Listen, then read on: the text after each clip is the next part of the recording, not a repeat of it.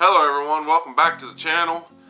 Today's going to be a little different video. I wanted to show you all what I take out to the field with me, the camera that we're going to be using, stuff like that for these upcoming hunts and stuff that you guys will be seeing.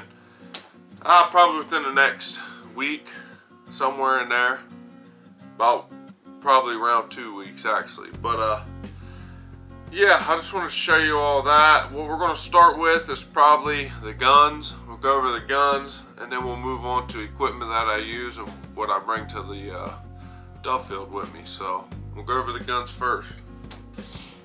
Here I have a Charles Daly. I've had this gun for a lot of years. Probably 7 years is back when I got it. Killed a lot of turkeys with this gun. A synthetic, I'm not big on synthetic guns. I'm thinking about painting camo, you know, bottomland camo. It's my favorite, you know, camo, which is the color of this hat. One day, I'm shooting a modified choke. It's Remington, because Remington will fit Charles Daly. And I shoot out of it. I shoot number 8 low brass out of it for dove. Dove and squirrel both. I use these number 8 low brass 12 gauge. Alright, so I ended up messing everything up right there. Phone and everything fell. That's what I'm using to record is my phone. So hopefully the audio is really good. But as I was saying, I'm just shooting these low brass. Shooting these low brass right here, Federal Premium. These are only shells of a low brass that this Charles Daly will kick out. For some odd reason, I've tried Winchester, bought a box of Remington. No, the Remington was high brass. Definitely Winchester wouldn't work, but I think Remington may have. But yeah, anyways, we buy these by the brick of 100. So you get 4 boxes in one big brick, you know. And for $20 some at your local Walmart. Like I said, number 8, and I also use number 7.5 shot. You know, all depends. We bought a box of each, but mainly number 8, more BBs in the load. A little bit easier trying to hit them doves when they're flying really fast. Another thing is, big important thing is, here in Ohio, you gotta have your gun plugged, meaning I can only fit 2 shells in the bottom, 1 in the chamber. So 3 shells total in the gun for dove. Now, if I go squirrel hunting, I can put all 6 in the gun because this is how many as Charles Daly holds. Is 6. Definitely gonna be missing a lot of doves. Now, this, a lot of y'all probably wondering what this is. This is actually just a GoPro mount for the GoPro, and I just slide it on there. You guys are gonna be seeing what all I'm looking at. So yeah, that pretty much covers the shotgun, you know. I use it for squirrel and dove, but mainly dove. So now we'll move on to the second gun. So the second gun's a custom made 1022. This cost my dad a pretty penny. He ended up getting it for me for my birthday 2 years ago. Birthday / Christmas present, because he didn't give me nothing for Christmas really. He traded a 243 bolt action for this. When we got the gun, these scope mounts had the rail sort of like this, but it wasn't for this 1022. The guy had somehow managed to get the bolts to go in, and he had it sturdy. So we were shooting, and I was hitting hole for hole, but the scope wasn't moving. I mean, I'm boom, boom, you know, I'm knocking hole for hole, and I'm telling Dad, you know, like, man, it's not moving. So he's mad, you know, he's like, I bet the barrel's messed up, because this is a custom made barrel too. So he's like, I bet that barrel's messed up, you know, you can't blame him. He put a lot of money into this gun. And so I was like, well, I don't know. Well, we went in, we thought it was a scope, so when he went to take the scope off, the whole rail, literally, you know, it wouldn't move, believe me. You could go like this, it wouldn't move, but if you took your hand and went like that, the whole rail would come up. So he took them off and he got to looking and he recognized it because we have a Thompson Center firearms, and he realized it's a Thompson Center rail. And he was like, man, this dude just put a Thompson Center rail on this. So we went and we got the actual 1022 rails, which is what we have on right now. But we ended up getting the 1022 rails, and we ended up I put the, what is it, penny? I think I got like $3 in this thing. I ordered it from China. The scope, and I mean it freaking, it's got lighted up crosshairs and stuff, but I'm telling y'all, this is a heck of a squirrel gun. I've killed a lot of squirrels with it. Now, I didn't get it till later on into the season, but you know, I still managed to knock a few squirrels down. The only ammo I shoot out of this is Remington. I don't have a box on me right now. They're all in the room, so I'm not going to show y'all, and I'm sure, you know, 22 rounds, pretty easy to come by now. Back in the day, it was super hard to find. But I'm sure you guys have saw a 22 round. They look all the same. It's just different name brand. Some perform better, and this gun likes a Remington for some odd reason. So yeah, this is definitely my little squirrel gun, you know. Up to about 50 yards, I can take one's head off. No problem at all.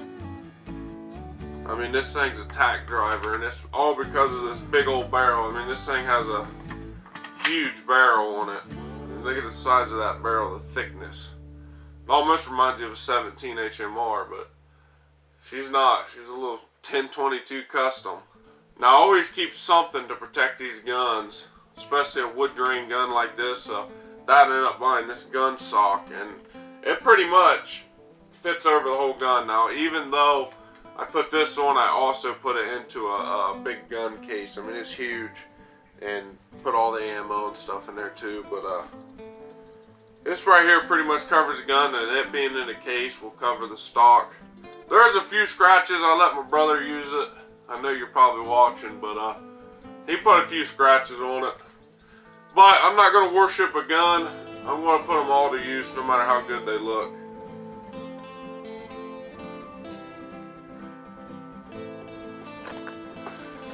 So now we'll go on to the camera equipment. This video is getting a little bit long, a lot longer than what I figured it would be, but hell, messing with me, y'all, it'll take a while. I got two batteries for this camera. This camera is not expensive at all. This thing is, it's a piece of junk. I wish I would have went on with the other one, but I didn't.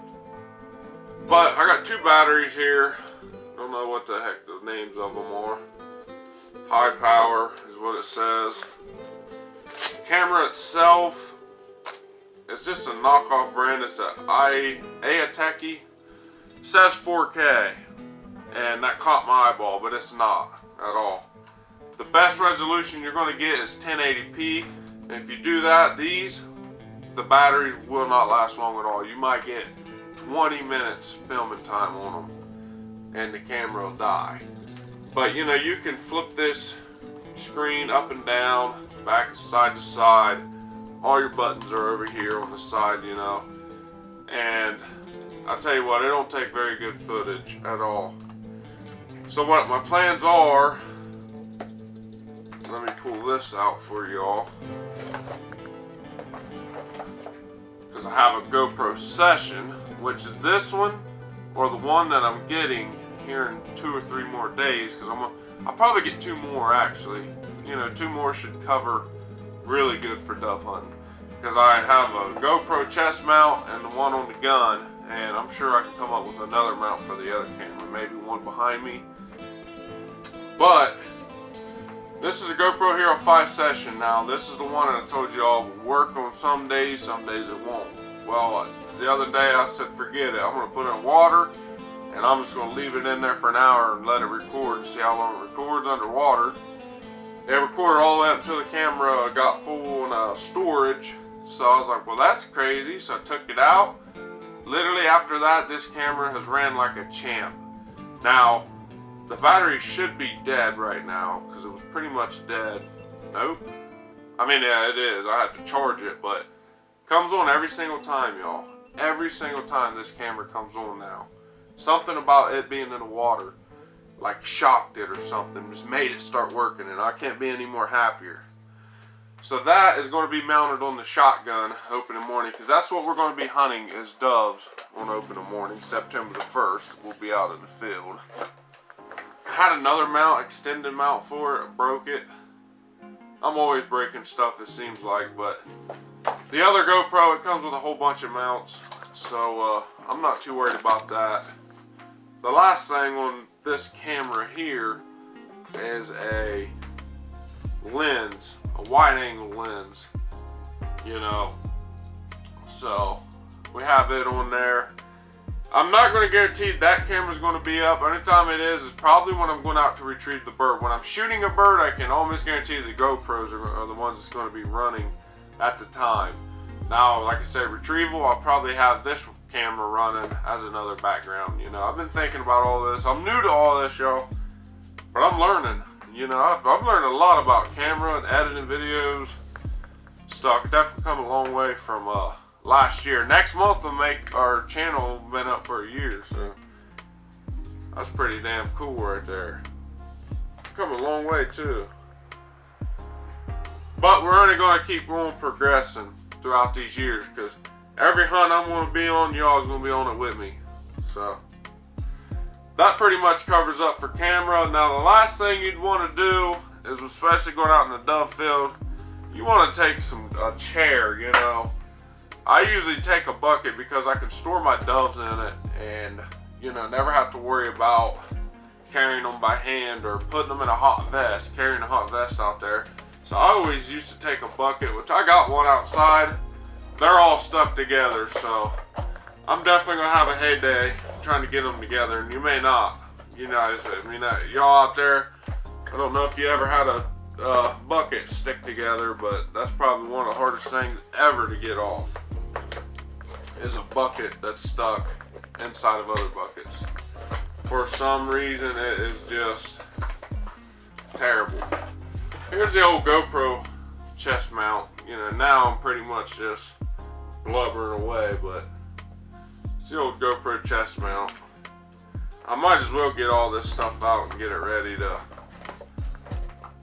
Yeah, so what I haven't done yet is actually tried to test all this stuff out, and I figured I probably won't be getting the camera until a day or so before we got dove hunting, so I have to try them that night, and then you guys will pretty much just pick up on how, you know, how I figured out how to do all of it, if I wanted to do the new GoPro on the chest or the Hero 5 Session on the gun or whatever.